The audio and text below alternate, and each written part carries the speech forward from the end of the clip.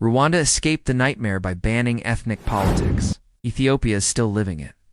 What are we waiting for? Ethiopia and Rwanda are often seen as two very different nations. One is in East Africa, the other in Central Africa. One is landlocked, the other even more so. One has a long imperial history, the other a tragic genocide that shocked the world. But beneath the surface, these two nations have something deeply in common. They've both been torn apart by ethnic division. They both know what it means to lose thousands, if not millions, of lives to identity politics. But while one nation has taken the painful path toward healing, the other is still stuck in the storm. Let's be honest.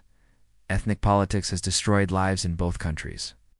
In 1994, Rwanda experienced one of the fastest and most brutal genocides in modern history. Over 800,000 people were murdered in just 100 days, neighbors killing neighbors. Families destroyed, a country left in ruins. The international community watched in shock as the horrors unfolded. It was ethnic hatred at its most extreme. In Ethiopia, the violence hasn't always made international headlines, but the pain is just as real. Ethnic-based killings have erupted in Oromia, Amhara, Tigray, Benishangul Gumuz, and other regions. People have been killed because of the language they speak. Villages have been wiped out over ethnic differences. Millions have been displaced. Children orphaned. Families broken. The numbers may be different, but the underlying disease is the same. A political system built on ethnic identity, and that system is still in place today. What's even more tragic is that Ethiopia had a chance to move forward. Quick question. Have you subscribed to English Footing yet? If not, now's the perfect time. When Prime Minister Abiy Ahmed came to power, he inspired hope. He spoke of unity. He spoke of meta, working together, spoke of one Ethiopia. And many people believed him. He even won the Nobel Peace Prize for his efforts to bring peace with Eritrea. There was so much possibility. But while Abiy has done many things like investing in infrastructure, promoting digital reforms, and working to modernize the country, there is one thing he hasn't done. And that one thing may be the most important of all. He has not ended ethnic politics. The country is still governed under an ethnic federalist system, where regions are divided along ethnic lines and local parties are based on ethnicity. This isn't just a political issue, it's a ticking time bomb.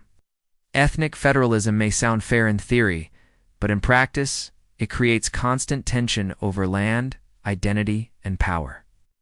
It turns every local conflict into a national crisis. It makes it easier for armed groups to form. It encourages division instead of unity, and the people are the ones who suffer. Now compare that to Rwanda. After its darkest hour, Rwanda made a decision that seemed radical at the time. It banned political parties based on ethnicity. It removed ethnic labels from ID cards, made it illegal to promote ethnic division in public life. The message was simple: never again. Never again would the nation be torn apart by tribal lines. Never again would politics be a battlefield of identity. And today, Rwanda is not perfect, but it is peaceful. It is stable. Its streets are clean. Its government is efficient. Its citizens, whether they are Hutu, Tutsi, or Twan, no longer define themselves by those categories. They are Rwandans first.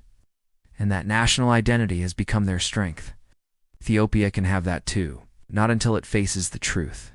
Ethnic-based politics is not protecting Ethiopia. It's destroying it.